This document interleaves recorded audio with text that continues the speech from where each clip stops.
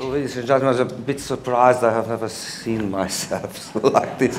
And it's, I have to tell you, it's very easy to conduct, but it is not so easy to speak at an international conference. I'm doing it the first time in my life. And I wrote, and just to explain you that I have to read it. So without a score to conduct is okay, but I'd like to read it, and I hope I can see what I did. So, ladies and gentlemen, I want to thank everybody for giving me the possibility to speak today, because you here all fight for freedom of the arts and artists everywhere in the world.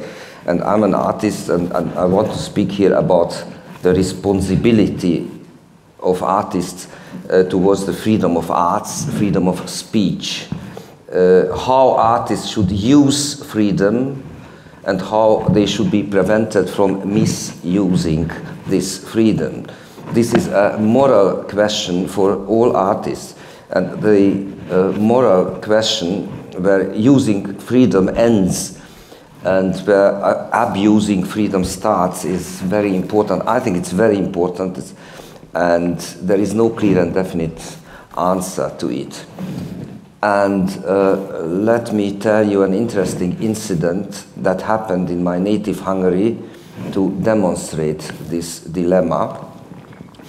A state-owned Budapest theater announced this summer the production of a hardcore anti-Semitic play scheduled for the coming season. The play is a cynical and appalling affront dishonoring the memory of the Jews who were murdered in the Second World War, and is also dishonoring the memories of my grandparents. I think that using public money, the taxpayers' money, to subsidize such an infamy is an intolerable scandal. And I wanted to organize an international protest against this performance. And here lies the dilemma. I am engaging myself for the freedom of arts everywhere, but on the other hand, I want to prevent a theater performance from happening. For me, the theater play in question, called The Sixth Coffin from István Csurka, cannot be called a piece of art because it is rubbish, and it does not need to be protected. That is my personal answer to the question. But of course, there is a question here. I have to tell this story to the end because it has to do also with this conference here. I gave an interview to a Hungarian newspaper some weeks ago where I spoke about my plan to start an international petition and send it to the mayor of Budapest to urge him to interfere and prevent the realization of this theater production. I also mentioned that I would go to Oslo and ask people here to sign the petition. The result was that 3 days after the interview, the mayor announced that the theater will voluntarily change the program and they would not perform the play. So it was a war that I won without a battle. It seems that a threat of speaking at this conference alone could bring the Hungarian authorities, who obviously do care about the public opinion outside the country, to cancel the production. So in a way, I have to thank you for this success. Thank you very much. But in spite of the happy ending of this story, this is a dilemma. I did want to suppress something that calls himself arts. And am I against the absolute freedom of the arts? The problem of this moral and legal dilemma remains.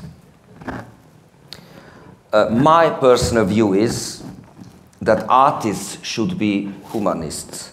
Artists should fight for tolerance, international understanding, and against racism, homophobia, xenophobia, and chauvinism.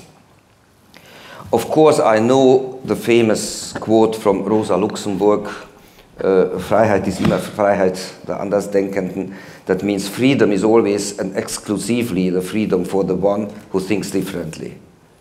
As a civil rights activist, I will always fight for the freedom of speech, also for those who do not deserve this freedom.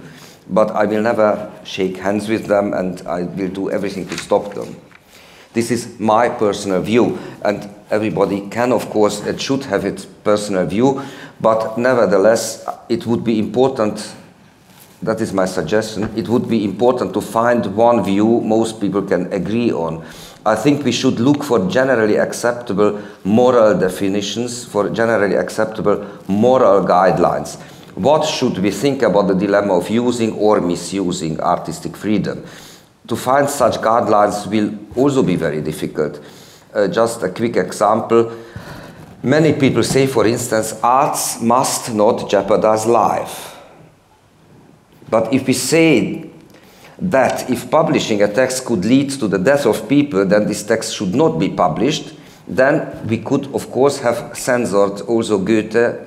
230 years ago, he published his Werther, and as we know, a number of people committed suicide after reading it. So regulations are never as simple as they seem to be, but nevertheless, we should discuss the moral rules. Which is the piece of art that deserves protection, and which one, if any, is not? This is the question. And different groups here from different parts of the world, who all are fighting for freedom, should together look for an answer. That is what I wanted to tell you, and thank you for your attention. Thank you very much for your commitment for freedom, and I wish you all the best. Thank you.